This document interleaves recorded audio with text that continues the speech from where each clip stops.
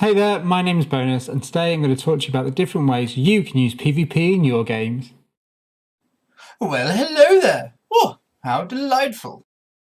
So from my last video, which you can watch here, I got a bunch of great comments, but a lot of people seem to focus on when I said, my fifth top tip is no player versus player. Now this might seem a bit obvious. I mean, most people in the game aren't going to go up to one of their player characters and smash them over the head with a greatsword. I mean, you would be surprised. So I thought it'd be a great idea to talk about PvP overall, the benefits of character versus character, and how we can use them all in our games. So what do I mean by PvP in the frame of tabletop role-playing? Well, when the bard tries to charm person on the dwarven fighter to get their way, that's PvP. When the elven rogue tries to pickpocket some gold from the orc barbarian, that's PvP. And when the orc barbarian then smashes the elven rogue over the face with a greatsword, that's also PvP. Basically, PvP is when another player uses the context or mechanics of a game to force something to happen against another player's wishes. Some examples are more just than others, but all of them contain an element of one player forcefully taking away the agency of another. When PvP comes up like this, it's a problem because players are turning something that is a collaborative storytelling experience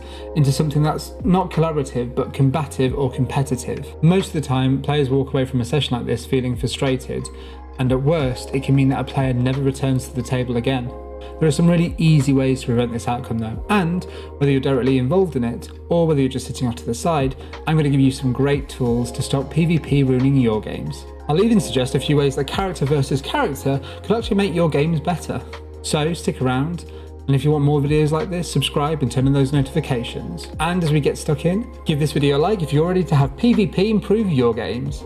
So I want to talk about session 0 and what to do in between sessions with PvP. And I want you first to ask yourself, can you say with certainty whether you know that your group is okay with PvP or not? No? It might be that your group loves brawling and using all sorts of spells to play tricks on one another, or it might be that a player at your table absolutely hates it. Either way, you're going to want to find out before it comes up during the middle of a session. The easiest way to talk about what is and isn't okay in your games is to start with a session 0. A session 0 is a great way to ensure inclusivity. Specifically discussing what constitutes as acceptable PvP and what doesn't is a great topic to bring up then. If you're well past your session 0, however, and you still haven't discussed PvP, don't worry, it's not too late. You can still discuss this with everyone in the group between now and next session. Just send a message to the group and try to have everyone give some input. This way, if during a game there is a disagreement, the group already has a framework about what is and isn't acceptable at your table concerning PvP and how to go forward in this session. But going forward in any new campaign, just try and be conscious of PvP as a topic to discuss with your group. The best way you can ensure that you're not bringing PvP to your sessions is right at character creation. When you've made your character, ask yourself, if another player were to play this character, would it annoy me? Would it take away my agency? How would I react? If you've made your character that's going to try and steal the spotlight in a social situation, be combative towards other characters due to their race, class, background, or have a flaw that directs you to steal, insult, or otherwise abuse another character, consider changing your character before you even begin play. When players fail to do this, ask those questions, they fail to realise the kind of impact that their character could have on a game. Often then when questioned about it, they get really defensive. If you've ever found yourself saying, well, that's just what my character would do, when you've negatively impacted a session and somebody's pointing that out, maybe you didn't ask those questions to yourself at character creation. It's true, there are some amazing characters that start out with major flaws, and those can be so rewarding to play. However, the reason these characters are really rewarding to play is because good players develop their bad character flaws into really interesting story beats. If your character has a flaw that would affect another player, think about how you can use that flaw to bring other players closer to your character. We are, after all, supposed to be telling a collaborative story. For example, if your character steals things, try and involve another player in a heist against an NPC that wronged them.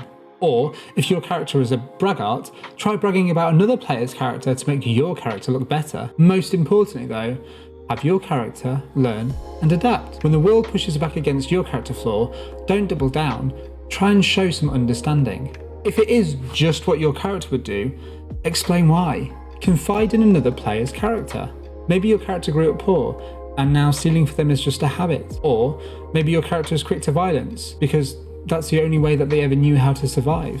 Character flaws shouldn't be annoying quirks that make others wish you rolled a nat 1 on a death save. They should be amazing tools to bring your character to life. So, if you've tried all the above or need a more immediate solution, then this next tip is for you. Diffuse and develop. Whether you are the player involved in PvP, the GM, or just another player at the table, you all have a collective responsibility to make sure that everybody is enjoying the game. If a situation arises between two characters or NPCs, and you suspect that there's a bit of tension going on between the players, call it out. It might be hard to speak up in tense moments, and I can understand that, but whether it's boiled over or you're not sure it's actually gotten to that point yet, you're still well within your rights to say, okay, this situation's making me feel uncomfortable, what's going on here? Ask the players involved, including yourself if necessary, what do we want for our characters in this situation? Why? Is there a way that both our characters can get what they want? What would it take for both characters to end up working together?